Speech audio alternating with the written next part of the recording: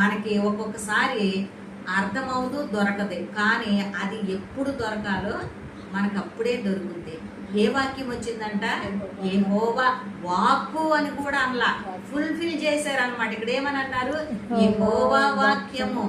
ఆ వాక్యమే ఈ యొక్క కీర్తన గ్రంథంలో దావీదు గారు అంటారు, మరి ఆయన తన వాక్కును పంపి వారిని బాగు చేశాను. అయితే 107వ కీర్తన అనుకుంటున్నారు, బాగుపడ్డారు. యెహోవా వాక్కు, యెహోవా వాక్యము, ఆయన తన వాక్కును పంపి వారిని బాగు చేశాడు.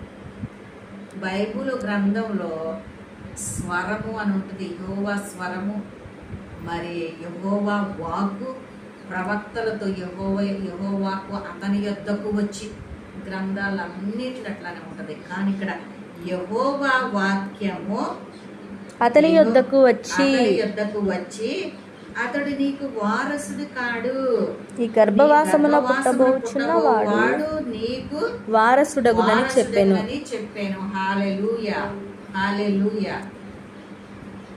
యేసు ప్రభు తండ్రి అయిన దేవుడు ఒక్కడే నిర్ణయాలు తీసుకోలేదు.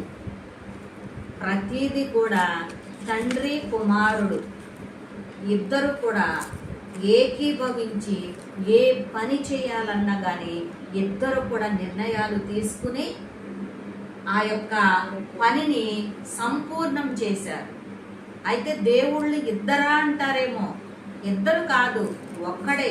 ఆయన యెహోవా నోటిలో నుండి వచ్చేటువంటి వాక్యానికి ఒక చోట ఉంటుంది, ఆయనకి శరీరమును అమర్చి వివరించేవాడు ఎలా వివరిస్తున్నారో తెలియదు, కానీ ప్రశ్నలు వేసేవారు డిబేట్లో కూడా అడ్డగోలుగా అడుగుతున్నారు. మనోళ్ళకి చెప్పే విధానం కూడా కొంత సరిపడా లేదు. అయితే మీ దేవుళ్ళు ముగ్గురా అంటున్నారు. అయితే దేవుడు వేరా, యెహోవా దేవుడు వేరా, యేసుక్రీస్తు వేరా?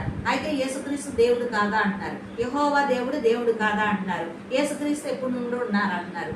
అది అర్థమయ్యే వాళ్ళకే అర్థమవుద్దే తప్ప, చదివిన వారికే అర్థమవుద్దే తప్ప, ఎవరికి పడితే అది అర్థం అవ్వదు. అది అర్థం చేసుకున్న వాళ్ళకే అర్థం అవుద్ది అనమాట. అందుకే పరలోక మర్మాలు ఎవరికి బయలుపరిచాడంటే పసిపిల్లలైనటువంటి శిష్యులకు. విత్తువాని పురాణంలో కూడా ఇది ఎవరికి చెప్పే ప్రభు అని చెప్పని శిష్యుల సాయంత్రం అడిగితే పరలోక మర్మాల రహస్యము